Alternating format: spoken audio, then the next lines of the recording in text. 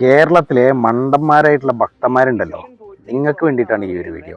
ഇതൊന്ന് കണ്ടു കേട്ടോ. ഈ ഉണ്ണികൃഷ്ണൻ പോറ്റി എന്ന് പറയുന്ന ആള് എന്നെ ബാംഗ്ലൂരിൽ നിന്ന്, അദ്ദേഹത്തിന് ഞാൻ ശബരിമലയിൽ വെച്ച് കാണാറുണ്ട്. അദ്ദേഹം മകരവിളക്കിനൊക്കെ വെച്ച് കാണുന്ന ഒരു വ്യക്തിയാണ്. അദ്ദേഹം ഇങ്ങനെ എന്നെ വിളിച്ച് ചോദിച്ചു, അയ്യപ്പന്റെ അങ്ങോട്ടേക്ക് പോകാൻ പോകുന്ന സ്വർണം എല്ലാം ശരിയാക്കി മെഡ്രാസിലെ ഒരു ഫാക്ടറിയിൽ അതൊക്കെ പണി കഴിഞ്ഞിരിക്കുന്നു. പോകുന്ന വഴിക്ക് ബുദ്ധിമുട്ടില്ലെങ്കിൽ എന്റെ വീടിന്റെ പൂജാമുറിയുടെ അവിടെ കൂടി ഒന്ന്, അപ്പൊ വലിയ സംഗതിയില്ല, അപ്പൊ അത്രയും ഇറക്കാൻ പറ്റില്ല, ചെറുതായിട്ടുള്ളതെങ്കിലും ഒന്ന് കൊണ്ടുപോകാൻ പറ്റുമോ, ബുദ്ധിമുട്ടുണ്ടോ എന്ന് ചോദിച്ചു. ഒരു ബുദ്ധിമുട്ടും ഇല്ല. താങ്കളെ പോലെ 50 വർഷമായിട്ട് ശബരിമലയ്ക്ക് പോകുന്ന ഒരാളുടെ വീട്ടിൽ കൊണ്ടുവച്ചാൽ എന്താണെന്ന് പറഞ്ഞ് നേരെ വൈകുന്നേരം കൊണ്ടുവരാന്ന് പറഞ്ഞു.